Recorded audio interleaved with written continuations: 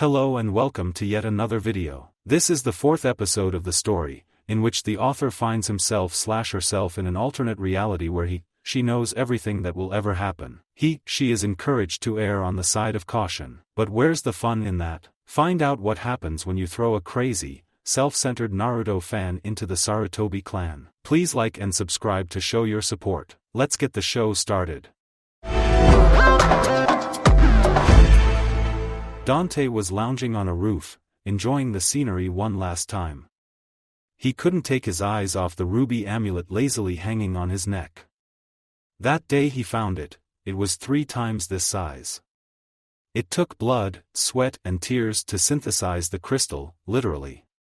Putting the seal on the crystal had been the easy part. He had to place the gem on his heart. That was where the synthesizing gem would draw the wearer's blood, life force and chakra. Once the process was over, the gem could be any size the wearer chose it to be. That's why Rosalia could use her crystal as a throne and still be connected to it.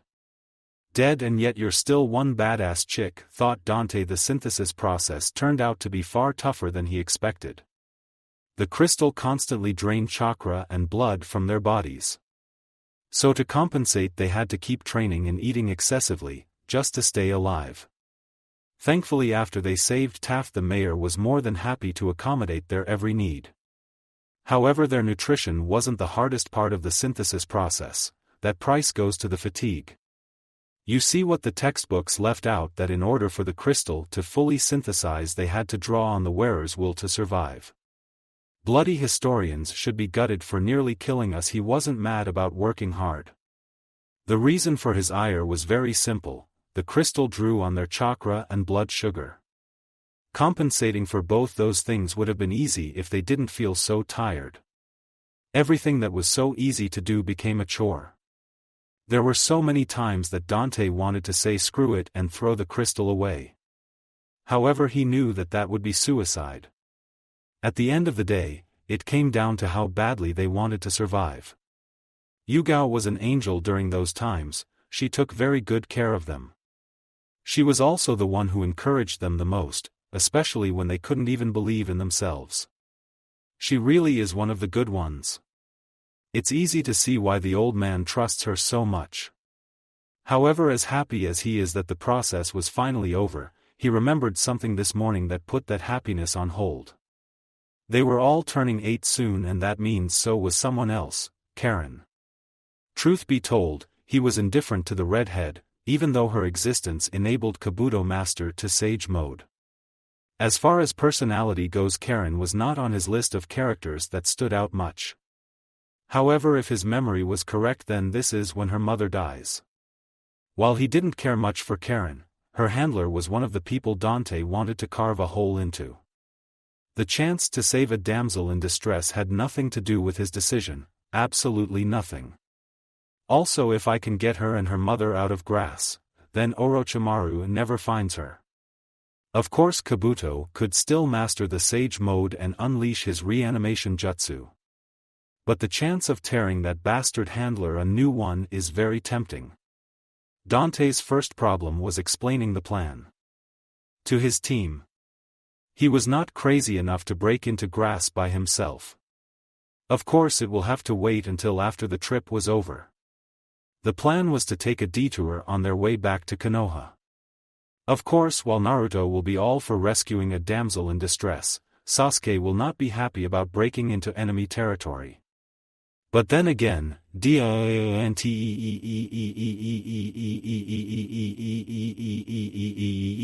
roared Sasuke. That's what made it fun.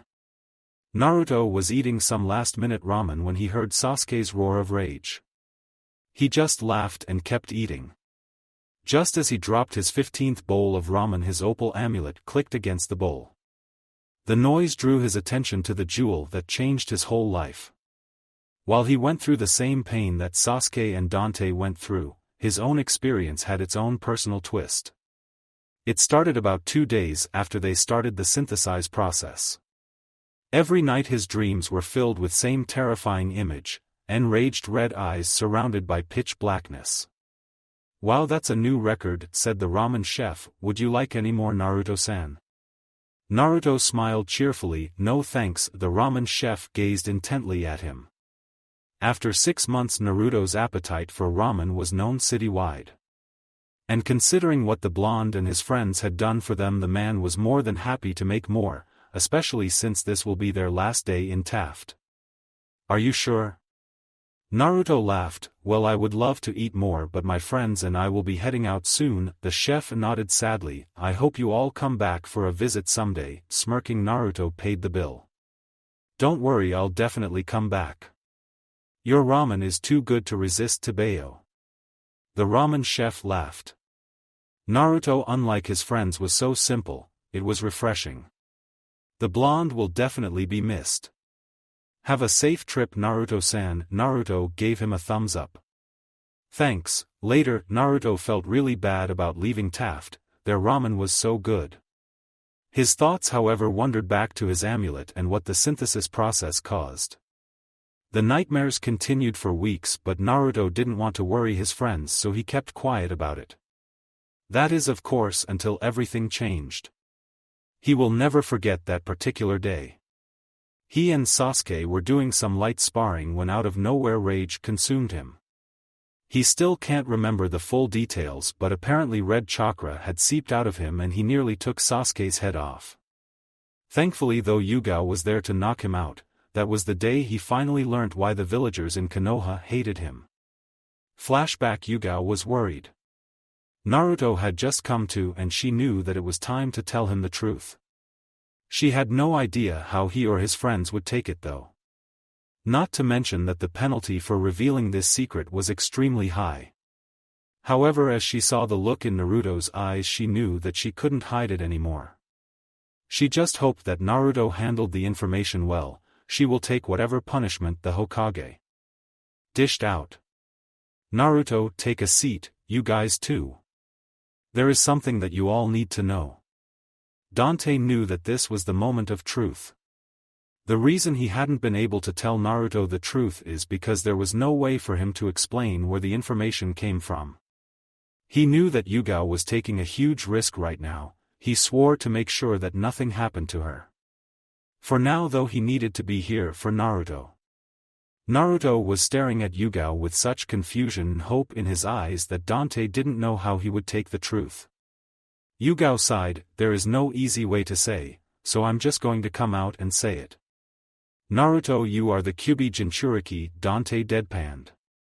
Talk about ripping the bandage right off, thought Dante. Naruto blinked, and then blinked again. Wait, I'm the what? Asked Naruto. What's a Jinchuriki? Here comes the hard part, thought Yugao. In simple terms, a Jinchuriki is a human vessel that houses a bijou. Naruto went perfectly still. It was clear that his brain was trying very hard to process what he just heard. Dante had to give it to Yugao, she really didn't beat around the bush. Sasuke saw that Naruto needed some questions answered, but his brain couldn't handle that just yet. So when the third said that the fourth killed the Kyuubi, he lied. Yugao bluntly said, as far as we know there is no way to kill a bijou. The only option the fourth had was to seal the Kyuubi inside a newborn baby. Me, whispered Naruto, that's why they hate me, they think I'm the Kyuubi. Yugao knelt in front of Naruto and stared him dead in the eye. You are Uzumaki, Naruto, you may house a bijou but you are not him, understand? But why me? Asked Naruto. Why did the fourth choose me? Was it because I was an orphan? Yugao sighed. I don't know. Well, maybe he believed in you. I don't think it's because you were just an orphan, said Dante. Naruto closed his eyes. The fourth had always been his hero. He tried to picture the man now, on that night, face to face with the Kyuubi. Naruto realized that the fourth couldn't have picked him randomly. The amount of time the fourth had to make a plan was limited. The man was too smart to just pick some random kid. No, the Yondaime Hokage had entrusted his will to him. He was the one thing that kept the Kyuubi from breaking free and destroying the village. There was no doubt that he was pissed at the man, but he respected him. Naruto, are you okay? Asked Yugao. Naruto smiled. I'm okay, Yugane-chan. This stupid fox may be the reason the village hates me, but it also brought me my best friends. I don't know why the fourth chose me, but I won't let him down. Besides, I'm not going to let some grumpy old fox prevent me from becoming Hokage. Flashback end. Naruto smirked. Life wasn't easy and it wasn't going to be any easier. However, his hero had entrusted him with the protection of the village and he will not fail. Besides, now that he knows why the village hates him, it was just a matter of changing their minds. He already had the support of his friends and their families, not to mention Yugao. So would becoming Hokage be difficult? Yes. Was it impossible? Not if he had anything to say about it.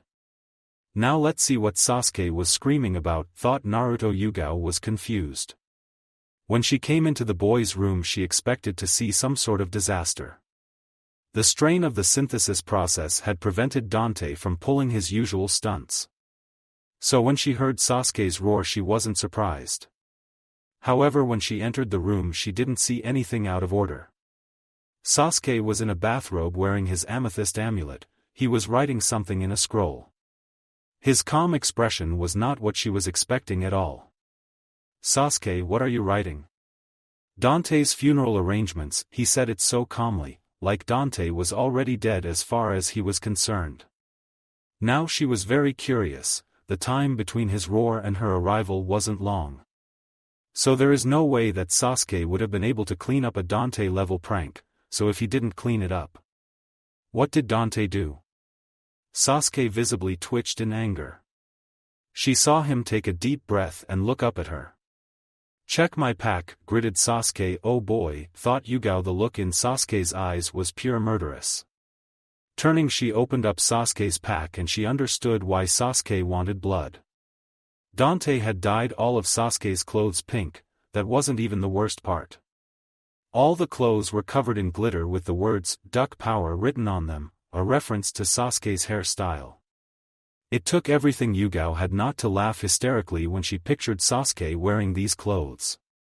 Wow, Sasuke, I knew you loved pink, but that's just wow to Bayo. Sasuke turned to give Naruto a withering glare. If looks could kill, Naruto would be dead.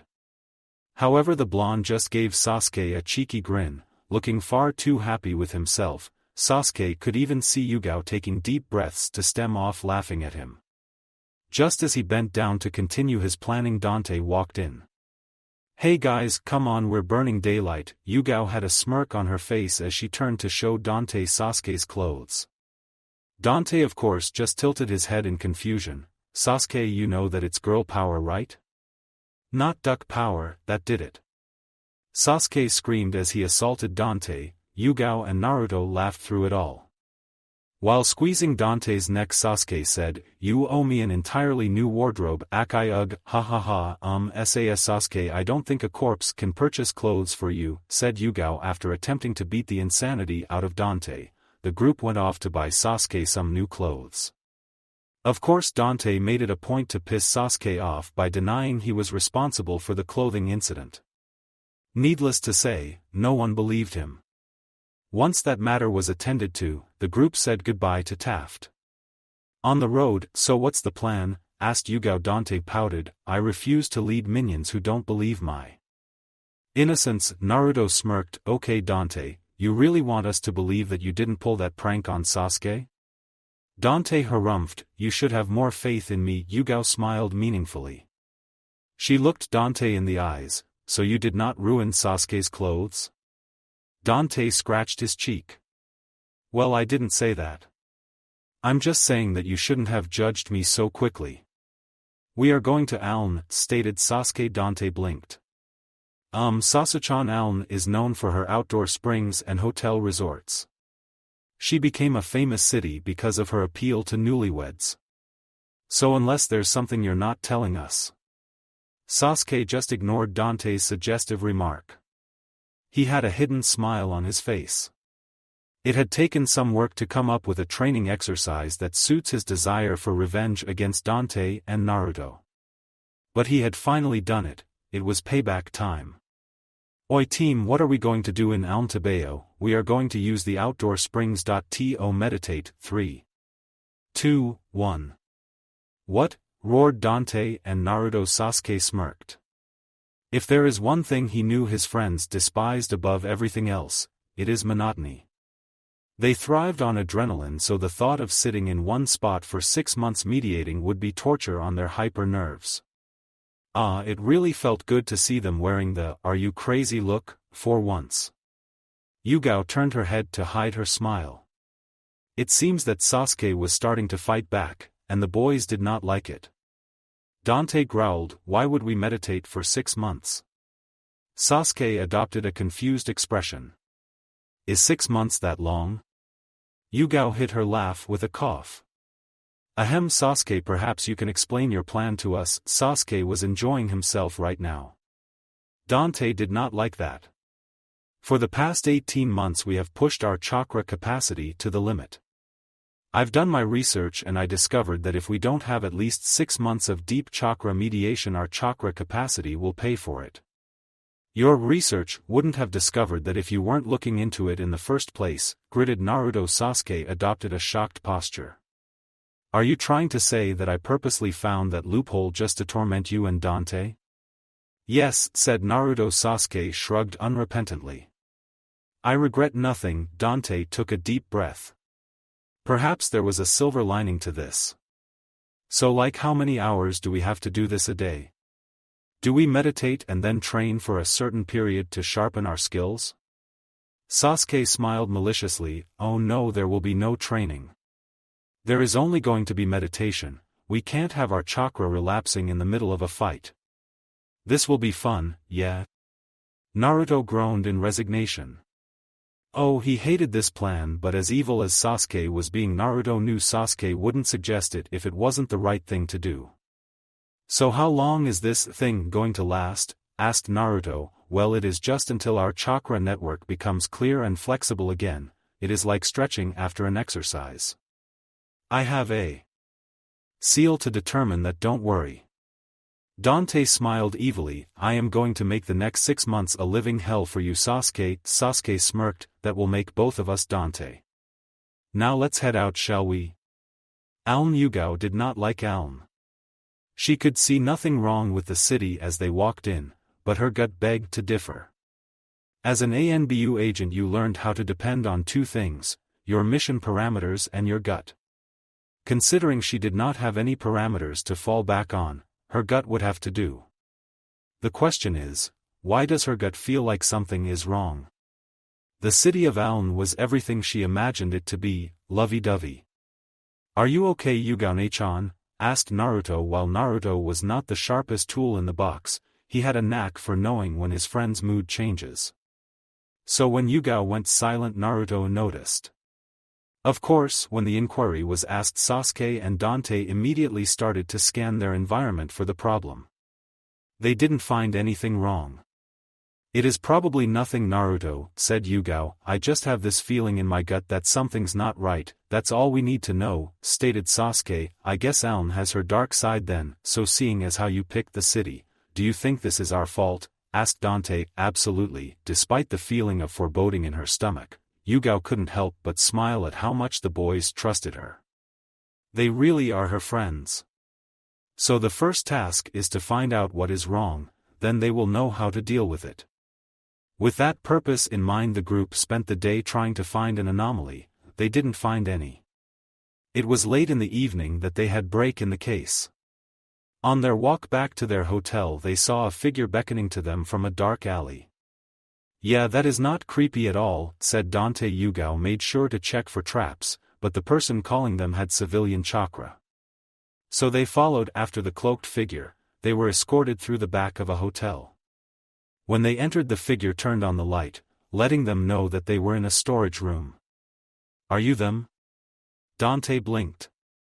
Apparently their escort was female, but who did she think they were? There were so many smart answers to that question too. "We are who we are," said Dante sagely. "Who do you think we are? Are you the 4 wanderers?" Dante blinked and blinked again. "No, just no," gritted Dante. "I will never answer to that, never ever." The figure titled her head in confusion. Yugao decided to take charge, while Dante went on a rant about the lack of creativity in that name. It contained words that no 8-year-old child should ever know. We are the four wanderers, said Yugao. Yugao of course ignored the withering glare that Dante turned to give her. They needed information on what was going on in the city. Dante would just have to learn to stomach the name. The admission seemed to work as the figure pulled her hood back. Yugao could guess she was 20 years or so. She had short, dark hair and green eyes. The lady was beautiful. The question is, what information did she have for them? My name is Mayu, said Mayu. Are you really them? Yes we are, said Yugao. Now how can we help you? Mayu sighed in relief. When she saw them enter the city, she didn't know what to think. However, word on the street is that they were looking into the city's problems. That is when she knew she had to talk to them. It is our mayor, said Mayu. He has put the city under his thumb. What do you mean under his thumb? Asked Sasuke. The position of mayor is left up to the city council. They have the power to appoint and remove any mayor. However, when this one came into power, he ensured that that power was taken away from them. Wait, so what does that mean? Asked Naruto. You're not making any sense, Sasuke sighed. Sometimes Naruto's intelligence was a pain in the neck. Turning to him he said, she means that Aln is now being run by a tyrant. Yes, that's what I mean, said Mayu. I don't know how he did it, but a few weeks after he was elected half of the council were imprisoned. For what? Asked Dante. They had to have committed an offense, right? That's what we thought, said Mayu. There was evidence of conspiracy and human trafficking in their offices. Wait, I heard about that, said Yugao. The suspected council members were meant to face trial in the capital, but they were killed en route. Yugao of course could not say that her ANBU unit had been first on the scene. They found the caravan destroyed and the bodies of the council scattered about. The scene suggested that they were attacked by bandits, who were looking to make some money. Dante had calmed down from his rant to listen to what was being said. With half their power gone, the council were at the mayor's mercy, said Mayu. And let me guess, said Dante, he showed none. Mayu shook her head sadly. Naruto approached her and held her hands. She looked up to see the most sensitive, determined blue eyes staring at her. She didn't know why, but she felt like everything was going to be okay. Yugao smiled. Naruto really is something special. Dante of course just had to make it weird. We are gathered here today to join this lady and this child in holy matrimony, Naruto growled at Dante. However, it had the desired effect. It made Mayu laugh, just a bit. Sasuke just rolled his eyes. He had long since given up on Dante having any kind of manners. The lunatic was rude to a fault, although Dante's manners were not important right now. Mayu-san, what happened after that? Asked Sasuke. Dante groaned. You are a real spoil sport, you know that, Sasuke-chan? Sasuke could feel the desire to see Dante's corpse tugging at his mind. Thankfully Yugao intervened. Ma, can we focus please? Asked Yugao. Mayu-san, if you would. Of course, said Mayu. The mayor, Ikuru, went on to dispose of the remaining council members one after another. Their deaths were all made to look like accidents. Or suicides. When that happened, people started to protest against the number of accidents. However, those people died soon after under mysterious circumstances. Ikuru-san is always so sad when there is a death in the city. He claims that he only wants what is best for the city, but Naruto couldn't believe what he was hearing. The fact that Ikuru was the leader of Aln made the crime even worse.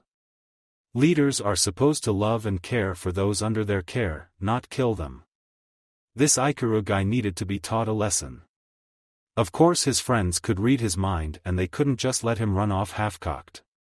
Dobe, whatever you're planning, cancel it, said Sasuke. Not even Dante can get away with killing the mayor of a major city without proof, Naruto growled. He grabbed hold of Sasuke's shirt and glared hotly at him. This bastard deserves to be beaten into a bloody pulp, gritted Naruto. He is a joke. Leaders are supposed to help their people, not kill them. Think about this for a second, you idiot, ground out Sasuke. Attacking the mayor of Aln is only going to cause more harm than good, Naruto snarled. We don't have time to form a foolproof plan, Databayo. Yugao's mind was already coming up with a plan, but there is something she needed to know. First, Mayu-san, I know most cities have contingencies in case something like this happens. Do you know what Alm's contingency plan for this is? Hi, said Mayu, in the event that the council is eliminated, the mayor is required to form a new council. But he refuses to do that, he probably wants to consolidate all power to himself, said Dante, with no council telling him what to do he is free to do as he pleases. My next question is what happens if the mayor is taken out of office, asked Yugao, would there be a mad scramble for power? Or is there a structure in place? Naruto was losing his patience. Who knows what the jerk was planning right now? Why is that important? Asked Naruto. Dante smirked, well Whisker-chan, we need to know what will happen to Alm when we retire, their mayor. Mayu eyes grew downcast. I'm sorry, I don't know, said Mayu, all I know is that the people are living in fear of their lives. Please, I don't know much, but I know that we need help. Naruto growled and took off. Naruto, shouted Yugao. Geez, Dante smirked, well I wish I could say I'm surprised. Yugao sighed, Dante, go after him. I won't ask the impossible and say you should stop him. Just prevent him from killing the mayor, at least until Sasuke and I show up. Dante saluted her and took off after Naruto. Sasuke turned to Yugao, you have a plan? Yes I do, said Yugao. Mayu-san, you stay here, okay? Mayu's eyes glistened. Thank you so much, Yugao nodded and they took off. XXXX. Naruto hated it. The look on Mayu's face made him sick. That bastard of a leader had taken the hopes of his people and ruined it. He could feel his fists clenching in rage. When he got his hands on the joke of a mayor, he was going to get it.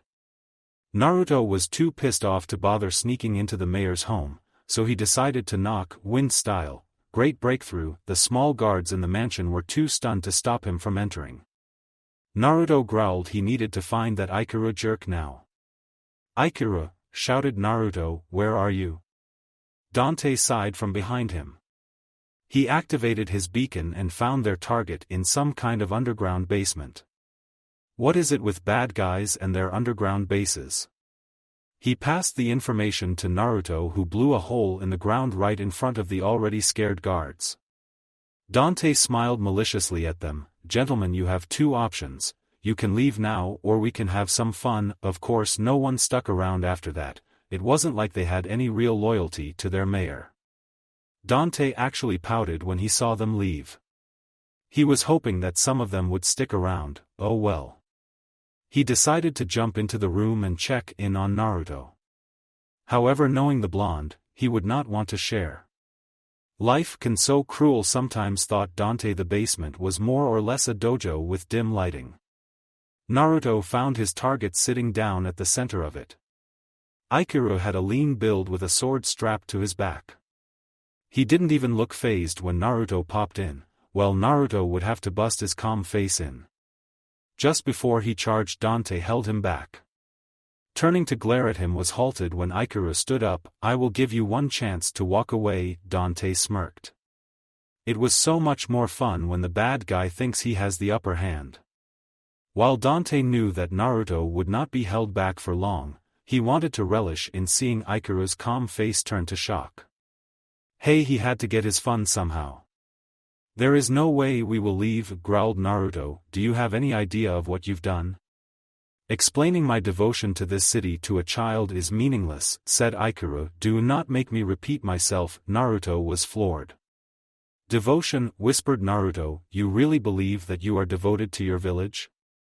When he remembered Mayu's anguished face, his rage returned in full force.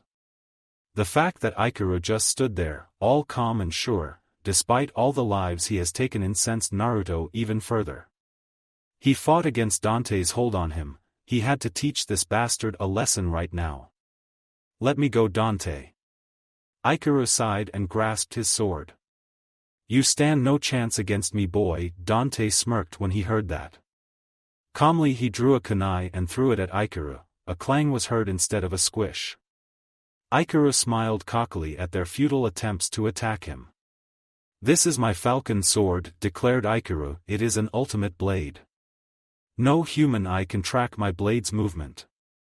Ikura uncoiled his sword and then proceeded to spin around himself like a whip. The purpose of the demonstration was to intimidate them into giving up. But Dante just smirked and let Naruto go. He and Naruto charged Ikura together. The fool smirked and tried to slash them up, keyword being, tried. The next second Ikura dropped to the ground, his arms rendered injured and useless. How did you do that? Asked an astonished Ikura. My falcon sword is unstoppable. It helped me maintain peace in my village. Naruto growled as he grabbed Ikura's collar. His usual cheerful blue eyes were darkened by rage. You slaughtered your people, shouted Naruto, and you call that maintaining peace? I only did what had to be done, declared Ikura. They were innocent people who trusted you to lead them, gritted Naruto. Instead you not only killed them but you marred their memory by turning them into criminals. Ikura refused to have his conviction questioned by a brat. He glared hotly at Naruto. You don't know anything about me or my city, gritted Ikura. I am the only one who truly cares for them. That was the straw that broke Naruto's patience. He sent his fist into Ikura's face, sending the man into the opposing wall. What kind of leader kills his own people? Asked an indignant Naruto. Nothing is worth the lives you took, so stop joking around. Ikura tasted blood in his mouth. Staring into the raging blue eyes in front of him, he felt that age-old anger rearing its head again. Standing up, Ikura looked Naruto dead in the eyes. The council has always held this city back. Decisions that impact the city and its people are done so slowly that help comes too late. While they are busy discussing, lives were being affected. The council is a cancer that needed to be removed so that the village could thrive. Naruto blinked. You killed dozens of people, for that? 13 years ago my sister was taken hostage by bandits. I requested a rescue team to save her. All I asked for was a few men and weapons. But the council took 2 days vetting my request, and by the time we got there she was already dead. The bandits had raped her and then killed her. She was my little sister. So you decided to get revenge? Asked Naruto. Ikura shook his head. No, I did what I did to save this city. With the council gone, decisions will now be made swiftly and no one will suffer the pain I suffered. Naruto was literally shaking in rage right now. You think that you're a hero? Screamed Naruto. You took the lives of everyone on that council in your hands. You are no savior, you are a murderer and a coward. Ikura refused to swallow that. What would you do in my shoes, huh? You're just a spoiled brat who knows nothing about pain. Even Dante winced from the haymaker Naruto hit Ikura with. It was brutal. I really should carry popcorn in a storage scroll for times like this, thought Dante. Naruto grabbed Ikura's collar and shook him violently. You claim that you will never put your people through your pain, yet what do you think the families of the council members you killed are feeling right now? Ikura's head was spinning. But he was able to hear what Naruto was saying. Their sacrifice would benefit the city, you bastard. Your sister died a victim's death, but you ruined the memory of their loved ones forever. Did you even think about them? You planned to have them go through that hell. Ikura refused to go down that road. When he made this decision to kill the council members, he didn't think of their families. He refused to think about them. The thought would break his conviction and he couldn't have that. He was just about to bury those thoughts when Naruto said, You're worse than the bandits who killed your sister. Ikura was bombarded with images of his little sister. The years without her were hell. The guilt he carried for not being able to save her ate at him. When he chose to go down this road, he told himself that it was to prevent another tragedy. But as he stared into Naruto's pained eyes, he was forced to admit the real reason: it was revenge. After the council was dead, the only reason he killed his detractors is because they offered him a new target for the hole in his heart. The realization hurt more than his body right now. Naruto saw the tears forming in his eyes and he hated it. You have no right to cry, gritted Naruto, not until you pay for what you've done. Ikura sighed. He thought Naruto was going to kill him. To be honest, he definitely deserved it. Go ahead, said Ikura. Naruto shook his head and sighed. He let go off his collar. I am not going to kill you, said Naruto. You will face justice for your crimes at the hands of the people you betrayed. Dante smirked. Now that was worse than death. The people will not be happy with him at all. It really was fun to watch Naruto beat the sense into bad people. The environment was always packed with energy. Well, at least you didn't let the mayor die, Sasuke-chan, you're back. Yugao observed the destruction and the mayor. It seemed that Naruto had gotten through him. Naruto noticed that Yugao and Sasuke were here. When he approached them, Yugao gave him a document for the mayor to sign. It was a transfer of power.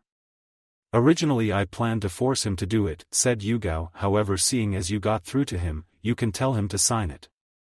Once that's done we will turn him over to the city's guards and show them their new mayor, said Sasuke. Naruto nodded, then he looked very sheepish. Yugao-chan, I know I ran off, but, Yugao smiled, don't worry about it Naruto. Naruto smiled in relief. As for Sasuke, he just stuck his tongue at him and ran off to have Ikaru instate Mayu as mayor. He really liked it when everything worked out. 6 months later, Yugao smiled at the happy faces they left behind in Elm. After the city changed mayor that night, the heavy atmosphere lifted. The families of the council members had finally been able to truly put their loved ones to rest. Mayu had been stunned beyond belief when she presented her with the mayor's position. It had taken a lot of fast talking and encouragement to get her to accept, but once she did, she soared. Mayu had proven to be a natural leader and her new council supported her. Ikaru was imprisoned for his crimes. However, Mayu had taken note of his backstory and she was determined to ensure the council were better equipped to handle emergencies.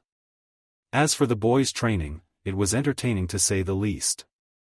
Yugao had lost count of how many times Dante and Naruto broke their concentration just to prank Sasuke. They were not happy with Sasuke's calm and Dante, especially, made it his personal mission to break it. Of course Sasuke would just smirk cockily at them, to show his superiority. That just made the boys as mad as a hornet. They somehow managed to make meditation a competition. It was hilarious. However, the exercise did what it should, so in the end it was worth it. When they left, Yugao was thinking of how much she would miss them. ANBU missions were long and hard and she had been missing for 2 years now. The sheer amount of missions she would have to run when she got back was daunting to say the least. However, Dante apparently had a detour in mind for them. Her eyes bugged out when she heard it. And she was not the only one that was shocked. Care to repeat that? Asked Sasuke. I said we need to break into grass, said Dante. Sasuke was agape. He blinked and he blinked again. He even pinched himself to be sure he wasn't dreaming. When the image did not dispel, Sasuke exploded. What do you mean break into grass? Dante sighed exasperatedly. Sasuke was such a drama queen sometimes. Oh well. Dante shrugged absently. It means that we sneak into grass and then sneak out again. Naruto had finally regained his bearings. He knew Dante was very serious, but why? Whined Naruto. Well, because there is someone in grass we need to break out, stated Dante. Yugao knew that she shouldn't ask. She shouldn't even entertain the idea. The political ramifications would be hell. But still, and you know this how? Dante adopted a thoughtful posture, arms folded and eyes closed. Honestly, it's a hunch. Sasuke facepalmed. You want us to break into enemy territory on a hunch? Are you crazy? When he saw Dante's smirk he changed his mind. Don't answer that, Dante pouted, but I had a really good answer. Yugao pinched the bridge of her nose and took a deep breath. Dante, we can't just break into grass on a whim, said Yugao. If we are caught the backlash would be severe. At this point Dante had 2 options. Continue this back and forth or use an unhanded tactic to get his way. Yeah, that was a hard decision to make. We trusted your gut, Uzuki-san, and now you can't return the favor, chided Dante. For shame, Yugao deadpanned. Dante was not fooling her with that act. However, she could see that this was important to him, for reasons he couldn't disclose. Her time in ANBU made her familiar with the term need to know. She just had to trust Dante. Sasuke was not going to like this, not one bit. Sighing in resignation, she said, you can tell us what information you have on the road there. Sasuke turned to gape at her. Surely she wasn't serious about this. Sneaking into ally territory could be explained but not enemy territory. What possible reason could she have for doing this? Sasuke was just about to decline politely when Yugao gave him a look. He knew that look, "Please just trust me on this." He groaned. Sometimes he hated how much she could convince him to do. Shaking his head he shrugged. "Fine, let's get this over with." Naruto blinked. "Does no one want to know my stance on this?" They all stared at him for 2 seconds, and then they took off. Naruto scowled. "Stupid jerks, grass country, south border." It was late in the night. 4 figures sped past the border patrol without incident, thanks to a certain ANBU. Their target was the grass hospital situated at the center of Kyusugakure, although the reason was unclear to 3 of them. It took a lot of work, but they were able to locate the hospital the next night. They had been able to position themselves in strategic places with the best view of the hospital doors. Apparently their intended target was supposed to walk through them soon. Dante could barely contain his excitement. Their information gathering in the village had been most fruitful. They had found that there were red-haired foreigners staying in the village. The grass medical staff that they had interrogated, they got him rip-roaring drunk, told them about their unique ability and how they were lucky they took them in. The drunken medic told them that the mother was dead and the child had taken over last night. It took everything Dante had not to kill him. The way he talked about Karin's dead mother made him sick. However, Dante had bigger fish to fry, literally. From his perch Dante saw the soon-to-be dead handler leave the hospital. He looked like he was on his way to get Karin. Perfect, thought Dante. He signaled his team. This was their target. They followed him silently to Karin's cabin. Yugao had made him promise to let her give the okay before he struck. So he waited for her to check their surroundings for any patrols or stranglers. When Dante heard a low whistle he knew that they were clear. It was time to have some fun. Just before Corpse 1 knocked on the door, Dante charged him at full speed and knocked him out. Apparently Corpse wasn't much of a shinobi after all. Who are you?" Dante looked up to see Karin. She looked so scared and frail, he could smell the stench of a dead body coming from the house. Dante called for his team and gave Karin his gentlest smile. "We don't have a lot of time," said Dante. "We want to get you out of here." Karin blinked. They wanted to help her get out? How could she possibly trust them not to do the same thing to her? Her dead mother was still inside. Hope was a luxury she could hardly afford right now. "Of all the people in Kusa you pick me, why?" His friends seemed content to let him deal with this one. While they knew the gist of what was going on, this is still Dante's mission. So it was up to him to handle this matter. Dante approached Karin. He didn't let the fact that she backed away in fear stop him. When he was close to her he said, "I came to Kusa for you. I can't tell you why, but I can promise you this, no one will ever hurt you again." Karin wanted to believe him, she really did. But she still had no idea who he is or if he could actually keep his promise. Her mother had promised to keep her safe and yet she couldn't prove it. Dante had to bite the inside of his cheek when he saw Karin attempting to glare at him. Her bossy tone just came off as adorable. Instead he just pointed to Yugao's NBU mask. Apparently Karin knew what that meant. This time Dante couldn't keep the cocky smirk off his face. "Believe me now?" A few hours later a shinobi walked up to the foreigner's house to retrieve her. Instead he found their handler dead. He had been drenched in oil and set on fire. The autopsy showed that he was alive when the fire was lit. XXXX Sasuke was not happy. It had taken them a day and a half to reach Fire Country. In that time Dante and Naruto had managed to get Karin to come out of her shell. Their personality plus the fact that they were now safe made the redhead very happy. However, as soon as her mood brightened she revealed a side to her that he didn't see coming. She was infatuated with Sasuke and she had no problem showing it. The best part is that Dante and Naruto kept encouraging her even though they knew it annoyed him. He couldn't just tell her off, she had just lost her mother after all. So he settled on ignoring them. "Sasuke-kun, can I ride on your shoulders?" asked Karin. Naruto and Dante smirked petulantly. "Yeah, team, be a gentleman and let the lady ride on your shoulders, don't mind his sour face." Karin-chan just hop right on. Watching Sasuke try to politely fend off Karin was the funniest thing Dante had ever seen. Well, that is until he saw Yugao's finger twitch, when Karin jumped on Sasuke. Ho ho ho, what do we have here, thought Dante. It appears Yugao doesn't like Sasuke getting attacked by his admirer.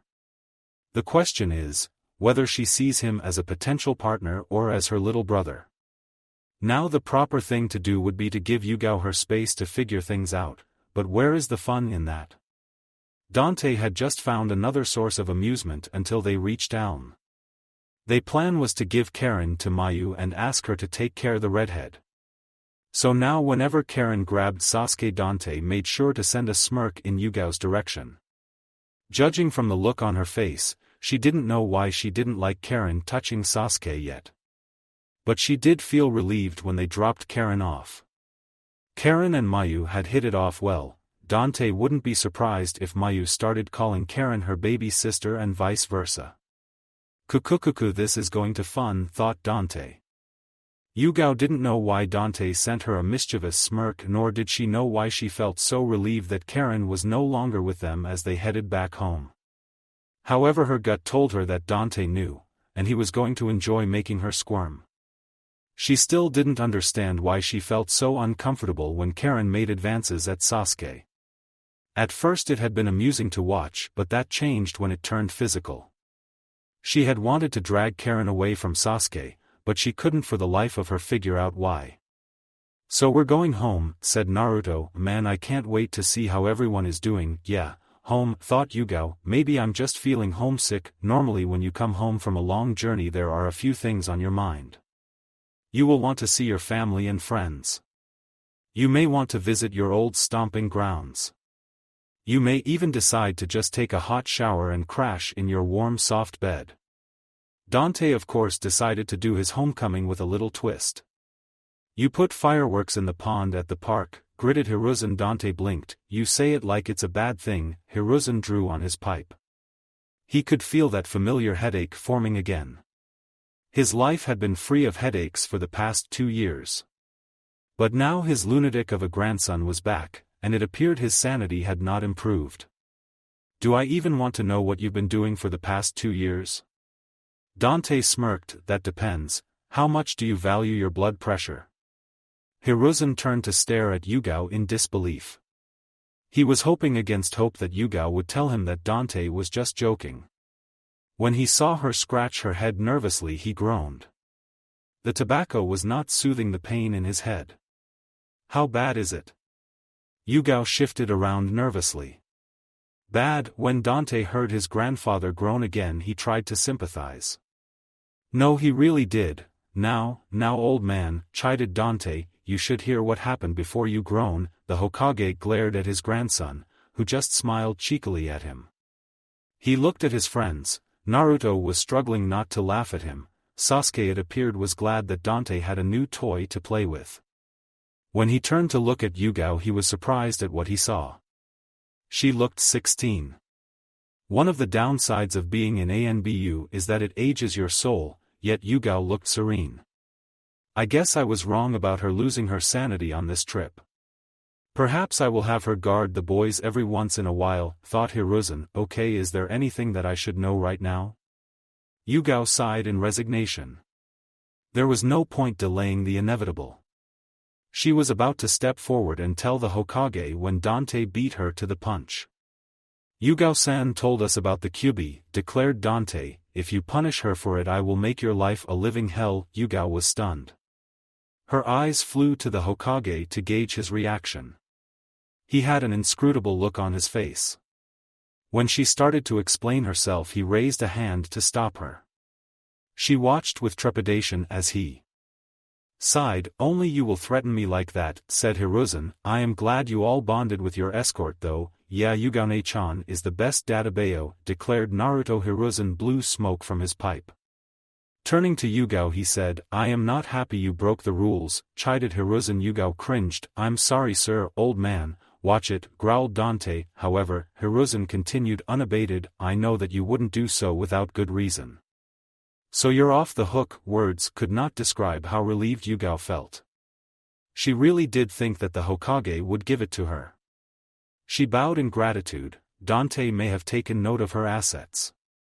Maybe, who knows? Now that you're all back I assume you will start the academy tomorrow, said Hiruzen. Dante smiled maliciously, a room full of potential unsuspecting victims and only a chunin for a teacher. Kukukuku, I wouldn't miss it for the world, Gramps. Hiruzen sighed. He knew that telling Dante to behave will not work. His grandson was many things, well-mannered is not one of them. He decided to give Irika a fair warning, Dante will make him work. He could only hope that Sasuke will help curb some of Dante's more insane pranks. He also hoped Naruto didn't become a prankster as well, Konoha will not survive it. Alright boys, go home. Yugao, I will like you to fill me in on the trip. Dante smirked petulantly, you going to need something stronger than a pipe, old man. Hiruzen glared at him, shut up. Yugao giggled as she watched them leave the office. She watched as her leader braced for the report. Dante was right, he was going to need something stronger than tobacco. XXXX Uchiha clan compound. Sasuke didn't like the feel of his compound. Everyone seemed to be on edge about something. They were acting colder than usual. He decided to get home, his brother would know what is going on. When he arrived at his house he saw some of his cousins leaving. The looks on their faces did not look appealing, one of them actually glared at him. I see you finally decided to return, now that's the voice of someone Sasuke did not miss. Sasuke debated whether to answer the man or just walk in. Chatting with his father was the last thing on his mind right now. However, if he just walked away, he would never hear the end of it. Sometimes he wished his father wasn't such a hard head, it would make his life so much easier. Hello Uchiha-sama. Fugaku just stared at his son, disappointed. The clan was being persecuted and his son was busy traveling the world, having fun. When he saw the amulet on his neck his disappointment deepened. You are taking up jewelry, I see. There was a time his father's tone would have made him angry. But after 2 years with Dante and Naruto it just made him bored.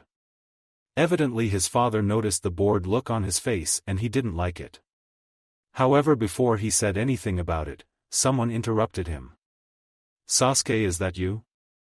Sasuke's eyes brightened as he saw his mother come out. Aside from his brother he had missed her most, and it showed in his expression. Hey mom, said Sasuke, I've missed you. Mikoto's eyes glistened. She walked forward and knelt down to hug her son. Oh my beautiful boy, I have missed you too. Fugaku couldn't help but feel jealous of how much Sasuke seemed to adore his mother. Nowadays even Itachi became relaxed in her presence, unlike the tense posture he adopted when he was talking to him. He couldn't understand why both his sons seemed to prefer their mother to him. At least Itachi was doing him proud, the boy was getting more advanced missions in ANBU. Sasuke however seemed content to lie in his mommy arms instead of growing up. It ate at him. Mikoto and Sasuke were too lost in their world to pay attention to the brooding Uchiha. When Mikoto pulled away, she couldn't help but look at her boy. Tears fell from her eyes as she noticed how big he had gotten, he looked so at peace and happy. Her little boy was growing up. You had a good trip, said Mikoto. Sasuke smiled. He used his hands to wipe his mother's tears away. He didn't know what he would do without this woman in his life. He had really missed her. It was a pain, Mikoto laughed, I can imagine. Come inside, you can regale me with all the details. Is Itachi around? He's away on a mission but he should be back tonight. Fugaku was torn between jealousy and annoyance as they passed him like he wasn't even there. His own family was shutting him out, after all he was doing for them. There was only so much his pride could swallow and he couldn't swallow this one. He refused to walk into the house and hear stories of Sasuke's trip, he had better things to do. Sasuke felt him leave and he couldn't be happier. Well, that is until his mother said she was making his favorite tomato curry. It's good to be home, thought Sasuke. Sarutobi. Home, Mom, I'm home, declared Dante. Dante, I'm in Konohamaru's room, said Mira. Dante took his time heading there. He didn't know how much he missed his home until he came back. Sometimes it was hard to believe that this was his life now. At first a part of him thought the whole thing was a dream. Well, after 8 years he had come to accept that this was his new reality, and he was okay with it. When he entered his little brother's room he found him drawing on the floor with his mother. The second Konohamaru's eyes landed on him. Dante got the best homecoming gift ever, Ni-san, shouted Konohamaru. He saw his little brother stand up and run into his arms. The little brat had grown in his absence, but his affection for big brother hadn't changed. Mira watched Dante scoop up his little brother and spin him around. They looked so happy together that Mira couldn't help but smile. She couldn't wait to hear all the mischief Dante had been up to since he left. That is, if Konohamaru gave them the space to talk. She wouldn't be surprised if the little bugger stuck to Dante's hip. Dante would probably enjoy the attention too, thought Mira. Hey Mom, where is Dad? Asked Dante. Daddy went to work, said Konohamaru. Dante smiled proudly at his little brother. He rubbed his head for good measure. The little tyke may not speak like an adult, but it wasn't from lack of trying. Konohamaru felt happy that his big brother smiled at him. Grabbing his hand he pulled him towards his drawing. Apparently Dante wasn't the only one who liked being the center of attention. Ni-san, come see my drawings, said Konohamaru. I drew purple fruits. Mira pouted. What about me, Konohamaru-chan? The little boy adopted Dante's confused expression. They had to hold their squeal lest they embarrass him too much. But Mom, you already seen them. Dante couldn't help but laugh. He may not know much about little siblings, but he knew that right now his baby brother was special to him. He gave his mother a cheeky grin. Yes Mom, you already seen them. Mira glared at him. Oh shush you. It was good to be home, thought Dante. XXXX. The first place Naruto went was Ichiraka Ramen. When Ayam saw him she screamed, drawing her father from the kitchen. Yo Tuchiaji-san, Naruto, is that you? Asked Tuchi. When did you get back? Naruto scratched the back of his head. I got back a little while ago. Ayam practically jumped over the counter to hug him. Oh, we've missed you so much, said Ayam. The shop just hasn't been the same without you. Naruto laughed. I missed you guys too. Just then his stomach agreed with him. They all laughed. How we start you up with the Naruto special, my boy? Asked Tuchi. Then you can tell us all about your trip. Tell me, did you make any new friends? Asked Ayam. Naruto thought about all the different cities he had been and his friends there. His smile widened. You bet I did, Dadabayo. Well, don't keep me in suspense, tell me about them, said Ayam. Tuchi smiled at his daughter's enthusiasm. Let the boy get a few bowls in him before you grill him, Ayam. Naruto laughed when Ayam pouted. It was so good to be home. Hokage's office. The Sandame's pipe lay long forgotten on his desk. Yugao had just finished giving her report and he couldn't believe it. He didn't even know what part of the report to start with. They had been to 4 cities and somehow managed to disregard proper protocol in every single one.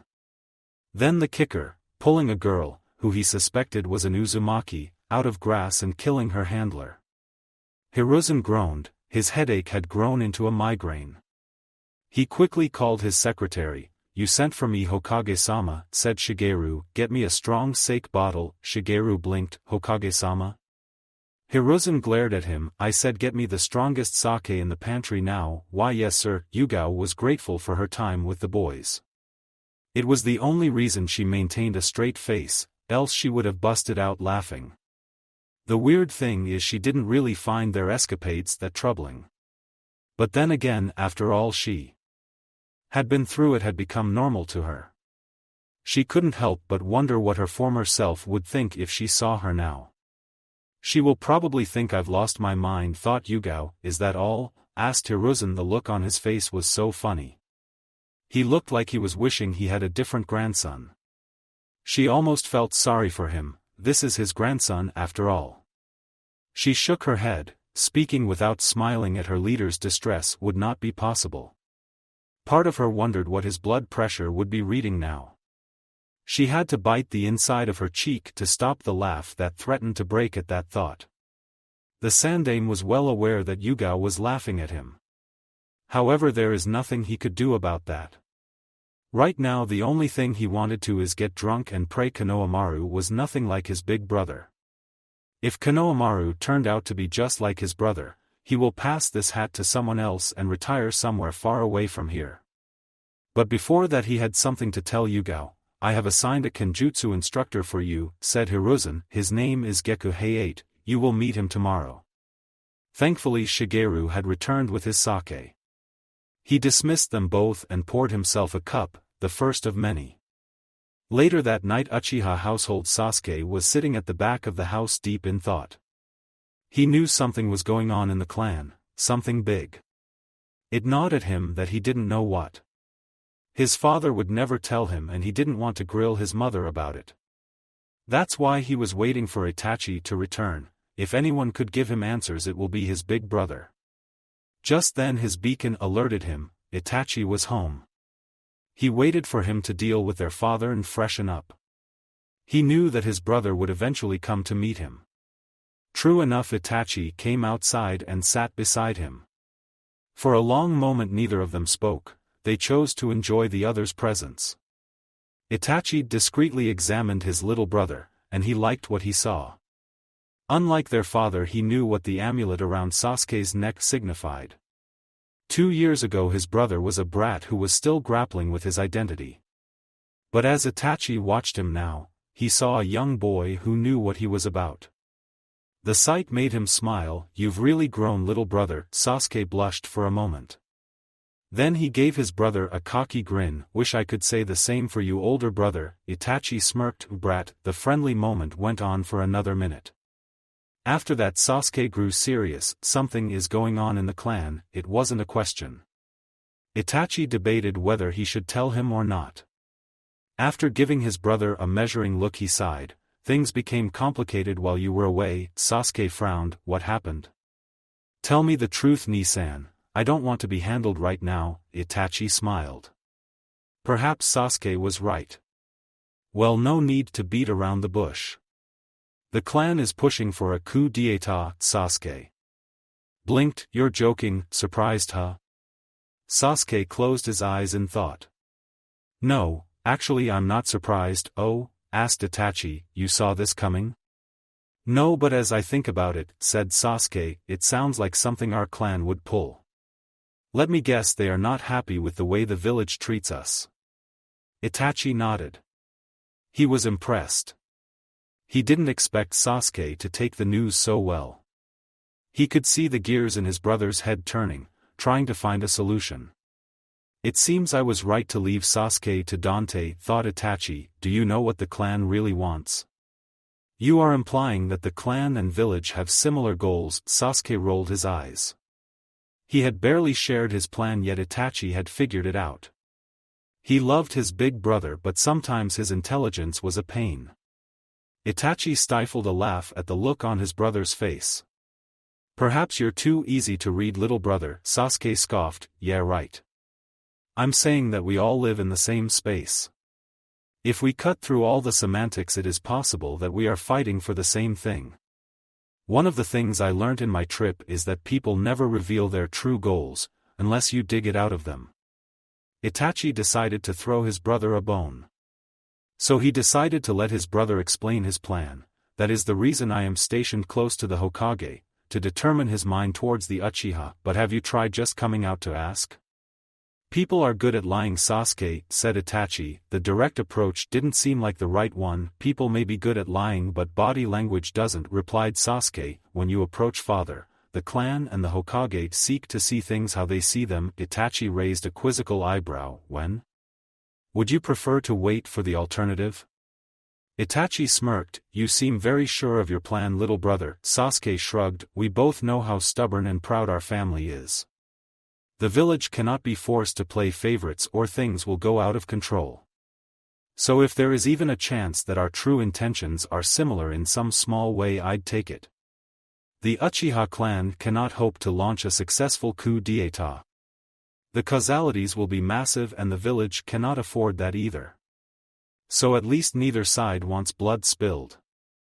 Perhaps you should share your idea with father, said Itachi, it might help heal the rift between you two. Sasuke scoffed, yeah right. No, if we want this to be taken seriously then you have to do it. Itachi's sweat dropped, so you're throwing me under the bus? Sasuke blinked, I am a novice 8-year-old big brother. Itachi rolled his eyes. However, Sasuke was right, it will be up to him to do this. You've really grown, Sasuke smirked, traveling with a lunatic and a reckless idiot will do that to you. Fugaku frowned when he heard laughter from outside. It seems even the brothers were comfortable with each other. He refused to believe he was jealous. He wasn't jealous. The next day, Hokage office, the Sandaime massaged his temples to quell the hangover he had. Yesterday had been a bit much. However, now that the shock had worn off, it was time to find a way to clean up this mess. He was very grateful that things ended well in the cities Dante and his friends went to. It saved him a lot of trouble, but there were still some matters to attend to. Karin was at the top of that list. According to Yugao, the girl had a special ability to heal people. The kind of life force it would take to do that meant that Karin is an Uzumaki. Konoha owed a debt to their clan, especially when they failed to prevent their destruction. Now I have the chance to try and remedy that, thought Hiruzen. He needed to get a message to Jiraiya. Karin's identity needs to be protected and they had to ensure that grass never finds her. When the time comes he would love for her to join the village. However, considering the trauma she had been through and a certain rival of his, Karin would be better off in Aln, for now. He just had to make sure that she was safe and well, even if he was watching from a distance. A knock broke him out of his thoughts. Enter, you sent for me, Hokage-sama. Ah yes, come in, Irika. The Sandaime pulled a folder from his desk and handed it to the Chunin. Those are the files of 3 students that will be joining your class, said the Hokage. They have just returned to the village from a long trip. Irika opened the folder to check the names. The third watched him with hawk eyes as he scanned the files. The first thing he needed to know is how Irika would handle teaching Naruto. He knew that Irika's parents had died fighting the Kyuubi, but he and the Chunin had talked about this before. It was time to see if his words had made any impact on the young man. He saw Irika tense up and then relax. Will they be able to keep up? Asked Irika. Hiruzen took a draw of his pipe before answering. They studied during their time away. Irika nodded and took a deep breath. I will do my best. The Sandaime gave him a hard stare for a moment, to gauge his real intent. Once the moment passed, the Sandaime nodded. It seems that Irika would treat young Naruto fairly. Now there is only one other problem. As you noticed, my grandson is going to be joining your class, said the third. What do you know about him? I don't know much, I'm afraid. Hiruzen sighed. I thought so. Irika's eyes narrowed at the tone. Checking the file again, he didn't see anything out of the ordinary. Looking back at the Hokage, he asked, is there something wrong, Hokage-sama? Hiruzen laughed mirthlessly. Let's just say that Dante is a handful. Aren't most children? Asked Irika. I fail to see what the problem is. Hiruzen's sweat dropped. Irika thinks Dante is like most children. He debated whether he should just tell him. Yugao had ANBU training, hence why she was able to adapt so well. Irika didn't have that. He could only imagine the amount of chaos his grandson will bring into the Chunin's life. Irika, let me put this bluntly, said Hiruzen. My grandson is a loyal, intelligent boy. Underneath a very crazy personality. Irika blinked. What? Don't get me wrong, Irika, I love him to bits. But Dante's personality is something I prefer to deal with in small doses. He doesn't look like a problem child, Hokage-sama. Oh no, he's far worse. Irika was not following. Dante looked so innocent in his photo. Irika would have pegged Naruto as the mischievous one given the cheeky smile on his face. However, he knew the Hokage wouldn't lie about this, so the question is, how should he proceed? Do you have any advice, Hokage-sama? Hiruzen blew smoke from his pipe. Whatever happens, hang in there, said the third. He's your problem for the next 4 years. Irika's sweat dropped. Why does that sound like a death sentence? Academy. Sakura smiled as she watched an all-too-familiar scene. Ino was scolding Shikamaru for being lazy, and he was ignoring her. Her best friend seemed to be on a quest to make Shikamaru more motivated. However, the truth is saving people and inspiring confidence is something Ino thrived at. Sakura owed her new self to the blonde. Growing up in a shinobi village with pink hair and a huge forehead was difficult. Sakura remembered how many times she wished she could be someone else. That was when she met Ino. Flashback. Sakura hated crying. It was all she ever did. Ami and her friends had ruined her new dress and all she had done was cry. As she stared at the torn and dirty pink dress her mother bought her, anger boiled inside of her. But she was just a civilian. Ami was from a shinobi family. It didn't matter how she felt, it didn't matter that Ami was uglier than her. All that mattered was she was too weak to stand up for herself, so why even bother? What are you wearing? Sakura turned to see who spoke. It was a girl her age, blonde hair, blue eyes, confident and beautiful. She was everything Sakura wished she had the drive to be. Just then Sakura had a thought. Here was a girl her age that had the type of personality she wanted. If she could somehow earn her respect, then teaching Ami a lesson wouldn't be too hard. She just had to learn to be bold enough to stand beside her. That will give her the boost she needed for sure. With that in mind she stood up and couldn't think of anything to say. Arg. Ino wasn't sure what was going here. She had been on her way home when she saw a girl sitting in the middle of the park. She had long pink hair, which was pretty cool.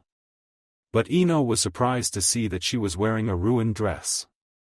She had two guesses: the girl had a weird fashion sense or someone had ruined her dress. Ino could name a few ugly girls who would do that. The task now, however, was getting the girl to talk. Oh, Ino could see the fire burning in her eyes. She was a Yamanaka after all. But how to bring that fire into the open is the question. My dress Ano, with every word Ino could. See how frustrated the girl was with herself. She had to hide a smile lest it break her confidence. It looks like she would have to take charge of this situation. It wasn't in her DNA to leave someone hanging when she could help. She grabbed hold of her hand and smiled cheekily. Let's get you changed, Squeaky, declared Ino. My name is Yamanaka Ino, by the way. Flashback end. That was the day that changed her whole life. It had taken Sakura some time to get used to Ino's personality. It was very different from anyone she knew. Ino had been one to tell her that she should embrace her forehead. She had personally changed her entire wardrobe. Before Ino, Sakura liked to wear clothes that helped her blend into the background. However, Ino had shut that plan down.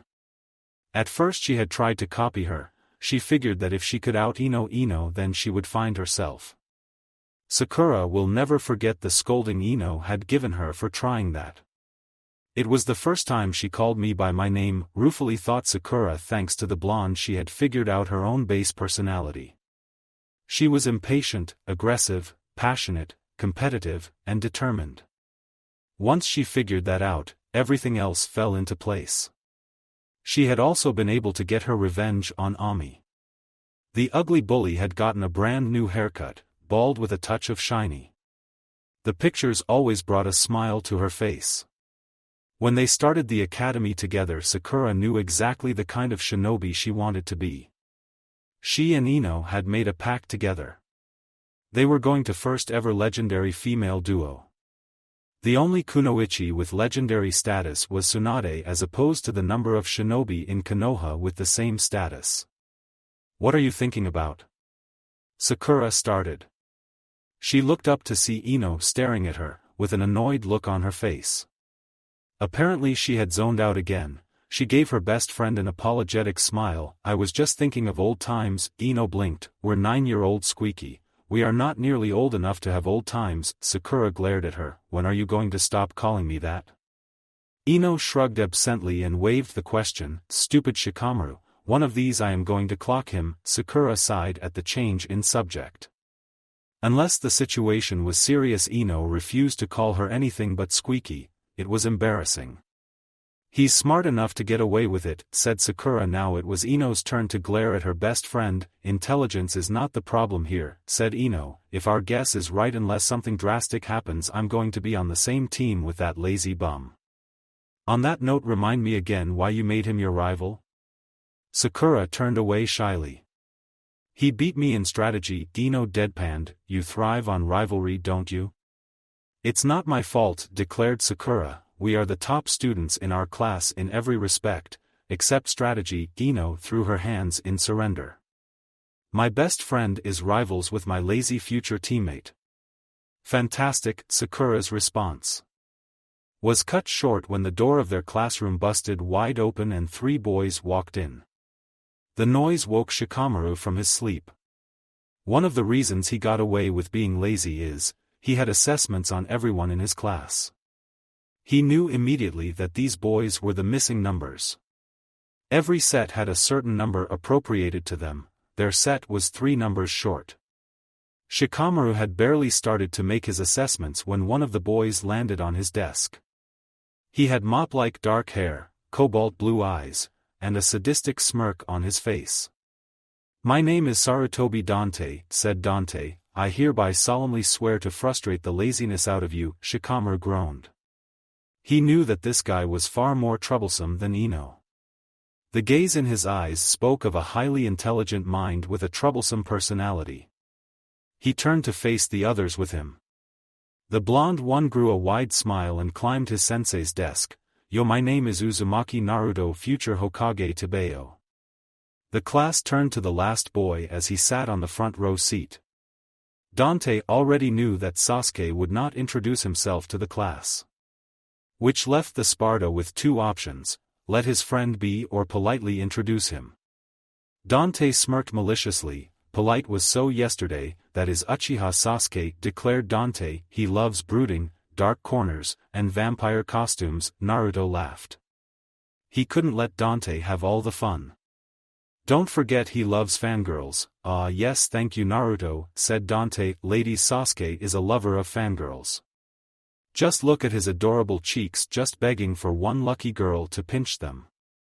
Sasuke was doing deep breathing exercises. He didn't want to murder his best friend on their first day of school. Dante of course knew this, but a message needed to be passed. We don't value fangirls at all. He was just using Sasuke as a means to pass that message. His entertainment had nothing to do with it. Oh no, this was for the good of the whole class. He was only doing the right thing. Time to detonate the bomb, thought Dante. Sasuke-chan, why don't you show the ladies your bunny collection? Said Dante. He just goes nuts over cute animals. That did it. Sasuke screamed and charged Dante. What proceeded next was Naruto laughing his hat off, Sasuke chasing Dante around the classroom screaming bloody murder, Dante screaming, Sasuke loves fangirls, and the class wondering what in the world was going on. A few moments later Sasuke caught Dante and attempted to beat sanity back into him. He failed. A few moments later Irika walked into the classroom. He found the new students seating down in the front row seat by the window. He noticed his students were quiet, they seemed to be reeling from the shock of something. Dante smirked when he saw the look on Irika's face. Everything was going according to plan. He knew his grandfather would warn Irika about him, but the Chunin wouldn't really believe it. The way Irika looked at him meant that he still saw him an innocent child whom could do no wrong. Kuku pray is so much more fun when they can't see the threat coming. Ahem, good morning everyone, said Irika. I am sure you have met our new students. Have the introductions been covered? Yes Irika-sensei, said Dante, the class has been most welcoming. Sasuke raised an eyebrow at the polite tone. He wasn't the only suspicious one. Shikamaru didn't know Dante well, but he knew Dante was up to something. Irika was blissfully unaware.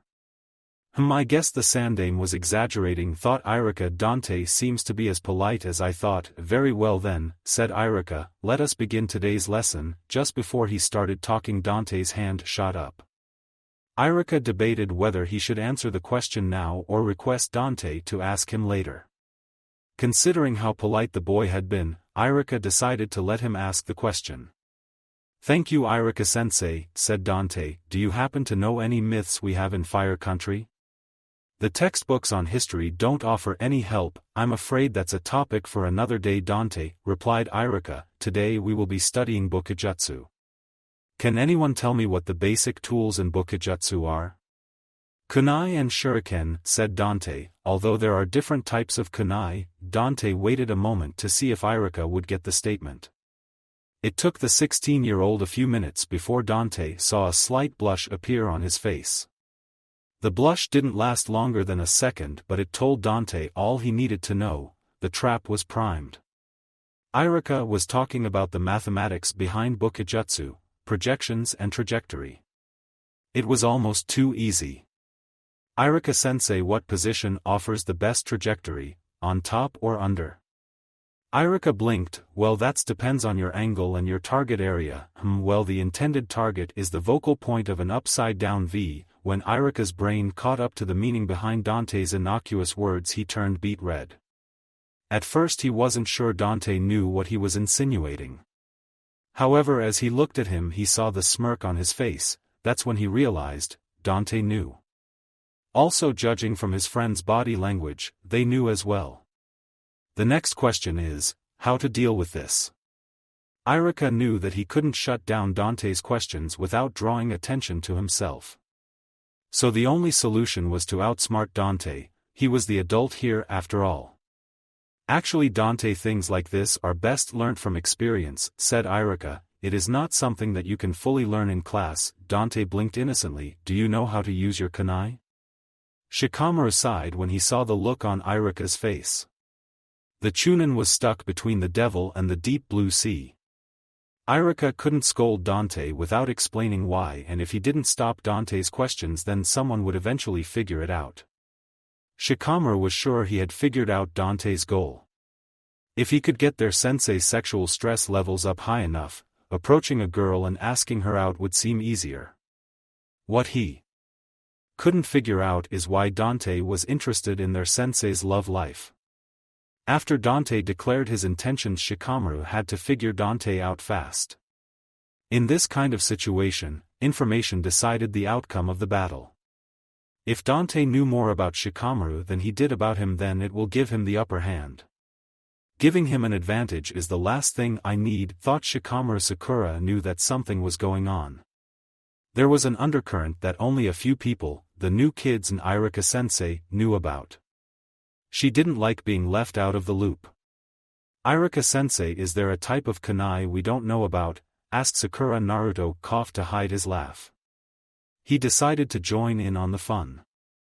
Also, Irika-sensei, could you tell us the sound that other type of kunai makes when it hits its target? Dante smirked when he heard Naruto's question.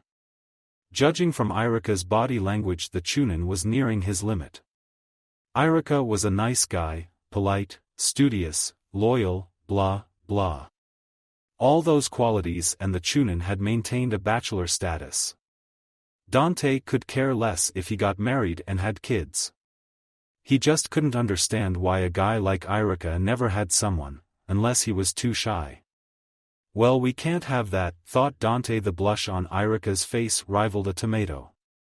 Dante's used his beacon to check Irika's heart rate and it was off the charts. The Chunin was at a loss as to how to handle the situation. The right thing to do at this point was to cut Irika some slack, before he went into shock. However, this was for a good cause. Dante had no choice but to use tough love here. His amusement had nothing to do with it. Okay, it had something to do with it. But that was not his fault. The look on Irika's face was too funny. Dante smirked. It was time to turn it up a notch. Adopting a confused expression, he said, Irika-sensei, the other kunai that they are referring to, does it have any relation to the male reproductive system? Irika's face went red, then white, and then red again before he finally fainted from shock. The last thing he saw before he passed out was half the class realizing what they were talking about. They would probably go home to their parents with questions that will be shot back to him. Dante was actually surprised that Irika fainted. He thought the Chunin was made of sterner stuff. No wonder he stayed single. Sasuke sighed, "You broke our sensei, how was I supposed to know he would crack so fast?" asked Dante. Ino couldn't believe what just happened. The new kids had sent their Chunin sensei into shock, yet it didn't faze them. At first she thought they were just typical boys who loved causing trouble. However, that was far from the case. The level of intelligence it took to do what they just did, using a line of questioning no one could figure out until they desired it. They were able to draw the class's attention and use their questions and expressions to their goal. At this point Ino knew, these are not ordinary boys. "I don't like them." Ino smirked at Sakura's comment. She understood what she meant. In less than 10 minutes they had used the class as a weapon against their sensei. Now that was quite the opening move. Their spot as the top students was now under threat. The first thing they needed to do is to up their game. While they did that, they would observe the new kids. Information was power in their line of work.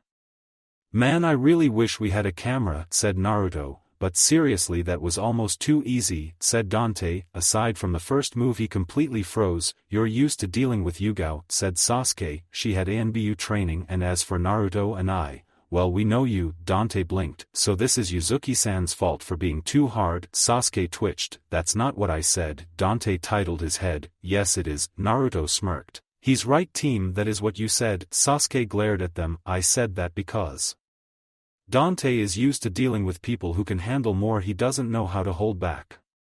Iruka is a Chunin, so he doesn't have Yugao's constitution, so it's Yugao's fault," declared Dante. "If she wasn't so hard to crack I wouldn't have gone so far with Iruka." Naruto gave Dante a meaningful stare. "You would have held back." Dante became bashful. "Well no, but it would have been good to know." "I suppose it is too much to ask that you avoid doing this again," said Sasuke. "No, it is not too much to ask," said Dante. Sasuke raised an eyebrow in question. "So you will behave from now on?" "Oh no," said Dante. "Where is the fun in that?" Sasuke scoffed. His eyebrow went up in question when Dante jumped on Iruka's desk. The look on his face spelled trouble. He kept his eye on his best friend as he adopted a dramatic pose in front of the class. Sasuke kept his guard up. Dante's was unpredictable after all. Who is up for a tale of adventure, suspense, danger, romance, and family? Asked Dante. "Who is up for the greatest story you have ever heard?" Sasuke watched as the class was drawn in by the passion in his tone. Nearly every hand in the class went up, including Naruto's. Dante grew excited and the tension in Sasuke's body increased. "So who has such a story?" asked Dante. Everybody deadpanned. Dante just stood there with an expectant look on his face.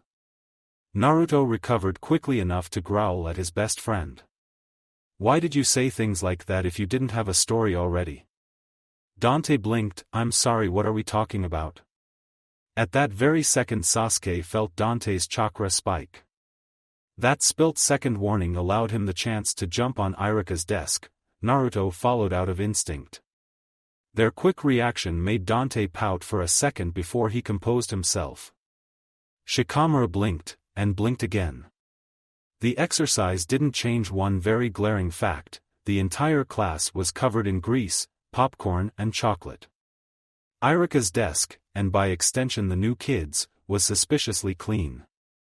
Troublesome, thought Shikamaru. I underestimated Dante. It was clear that everything Dante did since he set foot in class was planned. He had set up the trap beforehand, but he needed to get Iruka out of the way. He found the fastest and most effective way to knock their sensei out without tipping his hand.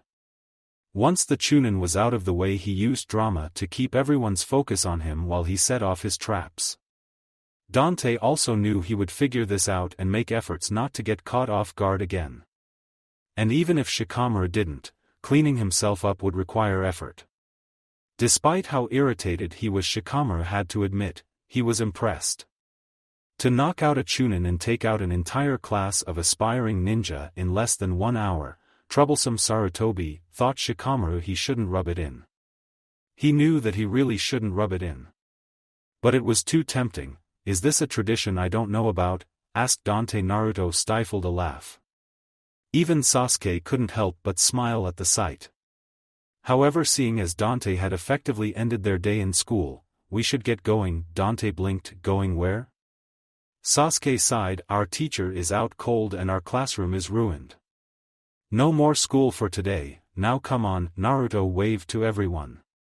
See you all later. Tobeo. Everyone watched them leave in shock. Kiba summed up their thoughts nicely. Just who are those guys? Outside. Oh man, that was so awesome, said Naruto. I wish you took pictures. Dante blinked. I still don't get it. Did something happen? Sasuke rolled his eyes. He knew Dante was just fishing for compliments. But even he had to admit, that was impressive. What made it even better is that he wasn't on the receiving end. The trio were their way to the Sarutobi compound when Dante stopped dead in his tracks.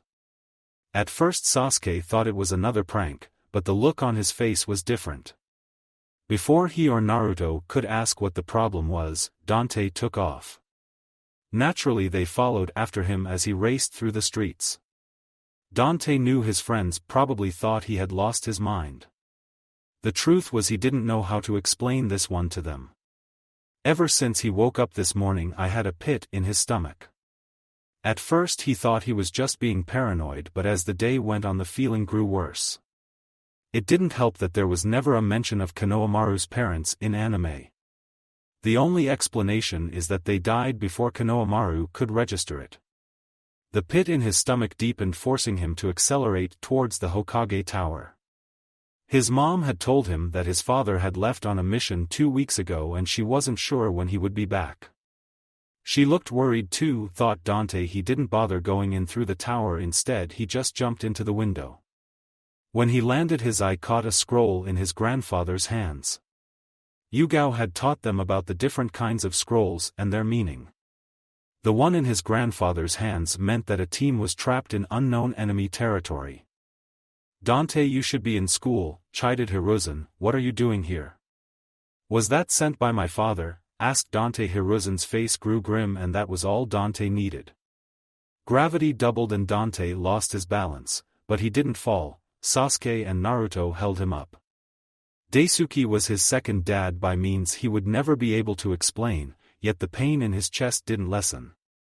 However, this wasn't the time for sentimentality. His father was in trouble. Hiruzen wasn't surprised when Dante glared hard at him. The answer is no, declared the Hokage. I will not send 3 academy students on an A-class mission. Dante growled, I am not leaving my father to be killed. Hiruzen's gaze turned hard. If you die, how will I look your mother and brother in the eye? How will your father feel, if I send his 9-year-old son on an A-class mission? Sasuke could see that Dante was close to exploding. He understood the Hokage's concerns. However, with Dante's craziness came Naruto's stubbornness. So regardless of the outcome of this conversation, Dante will still go after his father. He may not have a normal relationship with his father, but he couldn't stand by and let Dante lose his. He approached the Hokage calmly. Do you have anyone reliable to send at such short notice? Asked Sasuke. Hiruzen drew on his pipe. The message came at the worst possible time. The only reliable people he could send were Yugao and Mira. Initially he planned to send Mira along with some of Danzo's men, a decision he knew he would regret. Danzo's men, while capable, couldn't be trusted, and he couldn't send both Mira and Yugao.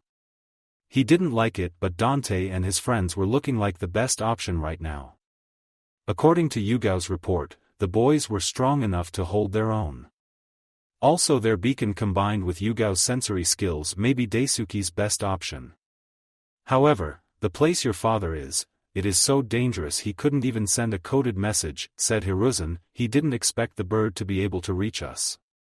All we have is his location. You would be walking in blind. We are quick on our feet, said Sasuke. If you have any other options, say so. Hiruzen sighed. Dante's hothead he was prepared for, but Sasuke's calm logic he wasn't expecting. Yugao was right about them being a great team. The more he thought about it, the more he realized that he would just have to trust them. Their mothers will probably kill him for this. "Nico, get down here," said Hiruzen. "Take off your mask please." Dante could already feel his heart rate calming down when he saw Yugao. It meant that his grandfather was finally allowing him leave. However, the thought of his father hurt or worse didn't allow him to fully relax. Hiruzen took a deep breath and stared hard at them. "This mission details does not leave this room," ordered Hiruzen. "The story will be that you three were called away for remedial training. Seeing as how you just arrived in the village after 2 years, is that understood?" He waited for them to agree before he gave them the details of the mission. He knew that the excuse was believable, well, to everyone except 2 sharp mothers. Oh well, he had already started, he might as well just go through with it. 3 weeks ago a town far to the east disappeared. Naruto blinked. "What do you mean, disappeared, Databayo?" Hiruzen blew from his pipe. "This is where things get complicated. The town is rarely visited by anyone due to its location. 3 weeks ago border patrol happened on the town, there was no one there. The town records show 536 inhabitants. Not one of them was present. There were no bodies, no signs of struggle. They were all just gone." "How is that possible?" asked Sasuke. "That is what Daisuke was sent to find out. According to this scroll, the trail led him to an uncharted island off the coast of Lightning Country. The only other information we have is that this has happened in both Water Country and Lightning Country. We still don't know how they do it or who they are. The island is completely unknown to us. Also, if Kumo catches wind of a Konoha team in their territory, it won't end well. After what happened 6 years ago, Kumo is just begging for a reason to attack us," said Yugao. "This isn't like our other missions. If we get caught, hundreds of people will die in a cold war if we're lucky." "We are not leaving Dante's dad," declared Naruto. Yugao smiled. "I agree. Hokage-sama, permission to instate Eaglet." Hiruzen stared hard at Yugao. After a moment passed, he waved them out. "Very well, you have my permission. Your mission is to extract Daisuke's team, nothing else. This time please keep things on the down low." Yugao smirked. "Don't we always?" Hiruzen scoffed. "Just don't get caught or killed." Once they left, he sent messages to their families and the academy informing them of the situation. Sure enough, after a couple hours Mira and Mikoto barged into his office. He held back a sigh. He had been doing that too much this morning. He raised his hand to prevent any questions. "I know why you are here," said Hiruzen. "Yes, the messages I sent are lies, and no, I can't tell you the truth." His decision to withhold information quickly died when the mothers glared at him. This time he couldn't hold back his sigh. Sometimes he wondered just how much people respected him. He knew telling them their sons were on an A-class mission with his consent would end badly. Well, no use delaying the inevitable. "This information will not leave this room. I wonder how many times I will say that today," thought Hiruzen. His sweat dropped when Mira and Mikoto waved absently. The message was clear: get on with it already. "No one respects me," bemoaned Hiruzen. He watched their expressions grow darker as the explanation went on. Once he was done, he quickly shooed them away. He didn't have the energy to answer their questions right now. He literally groaned when Mira poked her head back in. He wasn't prepared for what she said though. "You did the best you could, Dad," said Mira. "No one blames you for anything." Hiruzen could feel his body relax enough to smile. He sometimes forgot how Mira could brighten up a dark mood. Now more than ever he prayed she didn't have to lose her husband and son. He nodded his appreciation and sent her off. Mira and Mikoto talked for a while before they spilt off to head home. Despite their worries, they knew their boys were not the type to abandon anyone, especially not family.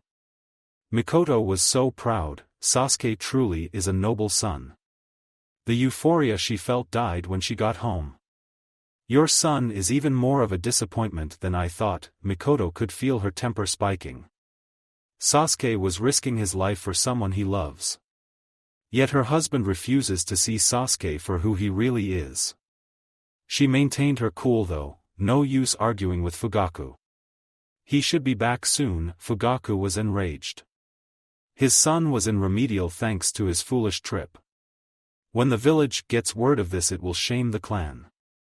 More so that it is his son. Yet Mikoto didn't seem to care about that. She was more concerned with cuddling Sasuke, instead of making him strong. It was no wonder his son was such a weakling. As soon as he returns I will disown him, declared Fugaku. I will not have that child dishonor our family name any longer. It happened so quickly. Fugaku felt a stinging pain in his cheek. His wife had decked him. The blow had sent him to the ground. He looked up to see Mikoto glowering at him. Her tone was deadly. Approach him at the risk of your life. Fugaku blinked and blinked again.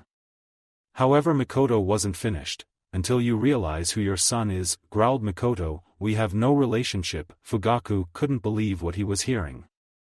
His own wife was threatening him. If the clan heard of this, he will be shamed. After all, if he couldn't control his household, how can he claim to lead the clan? Standing on his feet, he attempted to regain control. I am your husband, Mikoto, said Fugaku. You will not disrespect me or threaten me again. The tone had worked in the past. This was not the past. A fact Mikoto informed him of by decking him again. She grabbed his collar, turned on her Sharingan and glared at him. I don't make threats, Uchiha-sama, glowered Mikoto. I state facts. Approach Sasuke at the risk of your life. When Sasuke began calling him by his title, he didn't mind. But hearing Mikoto call him Uchiha-sama made him feel cold. A tiny part of him wondered if he had done something wrong with both his son and wife. However, his pride killed that voice quickly. This was Sasuke's fault. If the boy wasn't such a disappointment, this wouldn't be happening. From now on he will focus on his good son. Mikoto can pamper Sasuke all she wants. He will ensure that Sasuke's weakness does not corrupt Itachi. What did I ever see in this man, thought Mikoto. When will he see what is right in front of him? XXXX Yugao observed her team as they tree-hopped. They were all dressed in ANBU uniforms, with blank masks. Eaglet was code for ANBU recruit. Depending on the boys' performance, they may be allowed to go on ANBU missions. She knew her friends. If they are stuck for 4 years in the academy, the village will be unsafe. Dante and Naruto were adrenaline junkies. If they were not seeing action, then they will try to create it. Of course, her reluctance to leave her friends behind and the amusement she gets when they prank other people had nothing to do with this. She was just looking out for the safety of the village, nothing else. Of course, now I'm worried for a different reason, thought Yugao. Dante was quiet. That in itself was cause for worry. Dante was never quiet, for anything. Yugao couldn't help but feel worried. Knowing Dante, she wouldn't be surprised if he was planning mayhem. Sasuke and Naruto seemed to be giving him his space, the same thing she was doing. But it felt wrong to see a quiet Dante. She just hoped that they can save Daisuke. She wasn't sure what Dante would do if he found his father dead. Probably find a way to incinerate the whole island and everyone involved, thought Yugao. She wasn't far from the truth. Dante could feel the gene inside of him screaming for blood. Someone had prevented his father from coming home. That was unforgivable. The bloodlust he felt didn't prevent him from admiring how cool they looked, though. The ANBU equipment was amazing, even Sasuke's new archery set. He was also able to see how tense his friends were. Apparently they didn't know how to handle this new side of his. Dante sighed. Sometimes being the fun of the party had its downsides. It was now up to him to cheer his friends up. Worrying about his father wouldn't do any good. Besides, if he found his father dead, then he will slowly dismember every enemy Nin present. Win-win, thought Dante. Naniko-senpai, do we get code names? Asked Dante. If yes, can we call Sasuke Pinachan? The shock of hearing him talk lasted a moment. However, once they registered what he said, Sasuke growled at him. Yugao and Naruto laughed. Mission accomplished, thought Dante. The rest of the trip was spent discussing code names for them and the team. They finally decided on a team name when they arrived at the port. They agreed on Team Ryu. The individual names were chosen after a lot of teases, Dante and Naruto, and beatings, Sasuke dash. Sasuke was Arrow, Naruto was Sonic, Dante was Cloud, 1. As they approached the island, Yugao instructed them to activate their beacon. The beacon used vibrations in the water to check for traps. They found none. Just before they disembarked, Yugao checked the surroundings. She found large animal signatures stationed around the island. The amount of chakra the animals possessed meant that they were summons. "We have a problem," said Yugao, "the island has summons everywhere." "What kind of summons?" asked Naruto, "and can we avoid them?" Dante and Sasuke used the beacon. They found owls at strategic points on the island. Owls were amazing predators and their eyesight played a big part. Also, the points they were stationed in made the element of surprise difficult.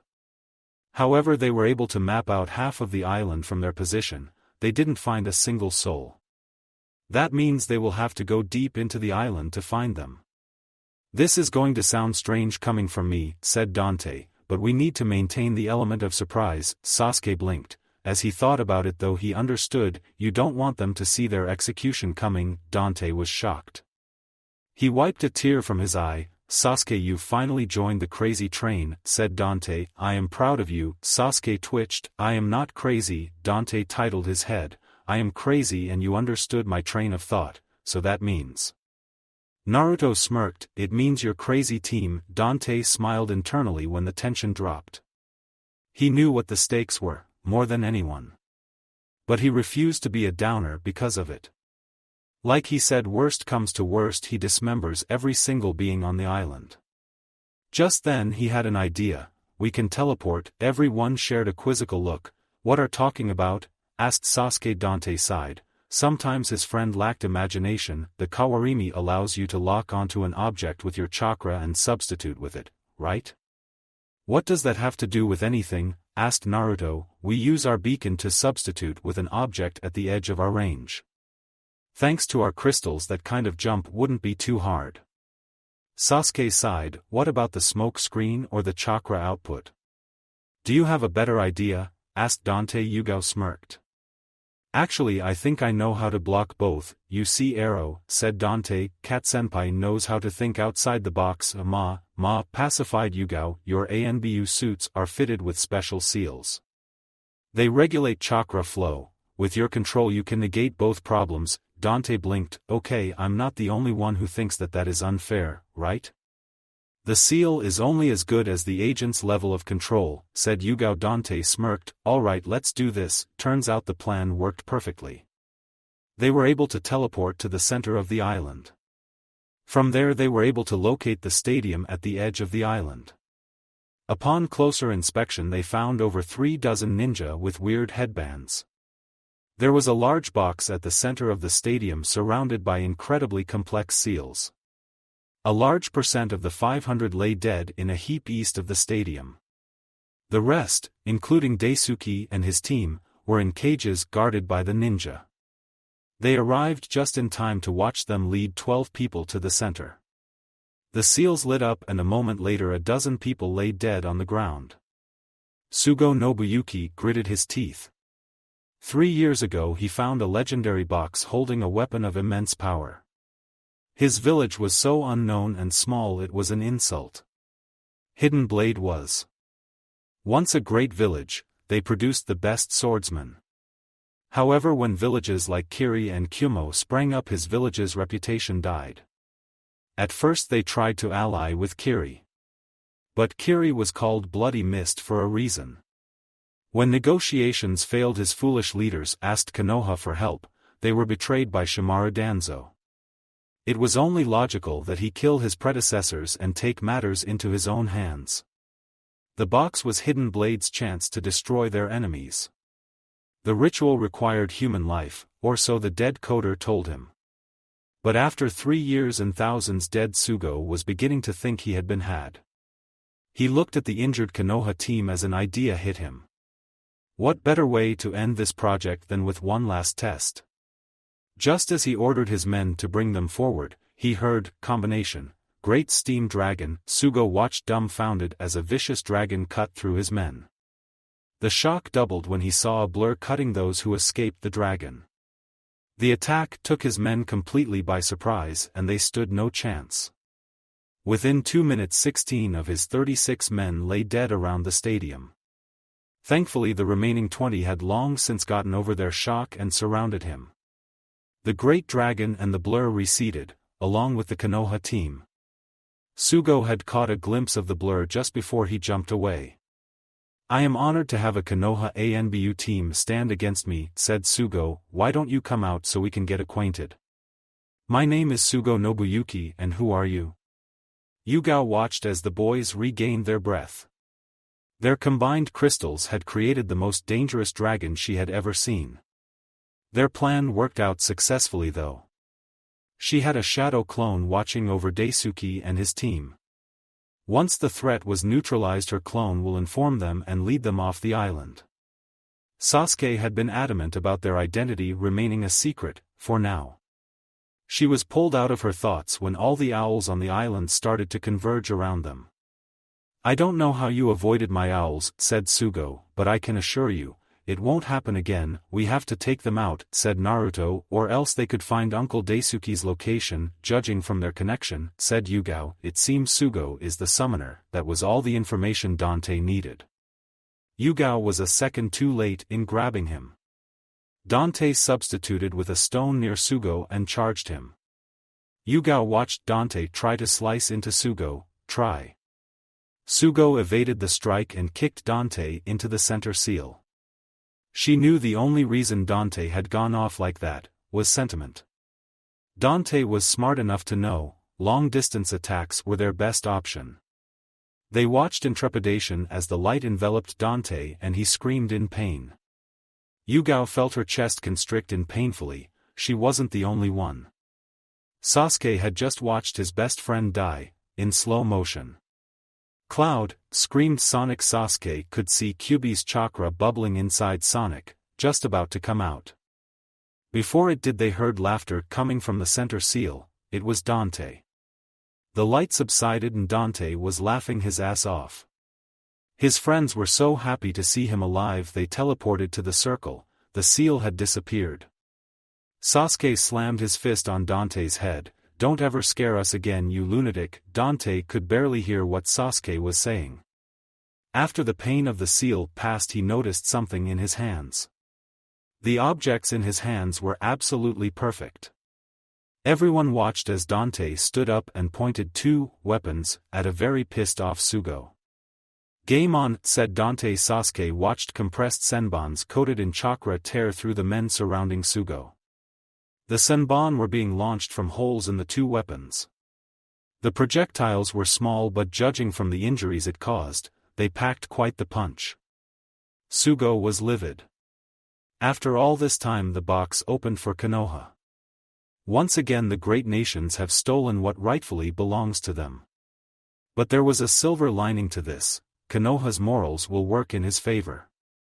"Hey guys," said Naruto, "look at the owls." Sugo smirked. "I may not be able to find your team, but I have 50 hostages. Give the weapons to me or I will have my owls kill them all." Cloud chuckled. Rising on hand up, he took aim, charged the weapon with chakra, and blew a hole in Sugo's head. The owls vanished and the remaining hidden blade ninja vanished in fear. Once they were sure the threat had passed, Yugao created a clone to escort the people to Daisuke. Her clone had already told Daisuke how to get off the island. He can lead the people back home. Team Ryu had some things to discuss: Cloud's new weapon and Arrow's new eyes. While the mask covered a large portion of his face, Cat's sharp eyes could see the hue clearly. "Okay, we're alone here," stated Yugao. "Cloud, please explain yourself." Cloud smirked. "These are ebony and ivory. Legend says they were used by my clan's patriarch." Sonic blinked. "Wait, the Sarutobi or Sparta clan leader?" "Sparta," said Cloud. "There are awesome." Arrow scoffed. "Chakra-coated senbon compressed and fired faster than the eye can track." "I think awesome is an understatement." Cloud. Cat turned to face Arrow. "So how do you know what the weapons fire?" Arrow blinked. and blinked again. He gingerly raised a kunai to his eyes to check their reflection. He was stunned to see he had the Sharingan. It was a tomo each, but still. "I should have watched you die a long time ago," said Arrow. Cloud embraced him happily. "Oh Arrow, you always know just what to say. Does this mean we're a team now?" asked Sonic. Cat smiled. It appears drawing on the Kyuubi's chakra hadn't affected his mood. She was surprised by the amount Sonic was about to release. His crystal seemed to allow him draw more chakra than he should be capable of. This mission had given them all new toys to play with. If they didn't become part of Anbu, Yugao was certain they will turn Konoha on her head. Thank you for watching. I hope you enjoyed it. Make sure to like and subscribe, and don't forget to share this video with your friends. Guys, make sure to help the author by visiting the link in the description. This is Fox Sage, and I'm signing off.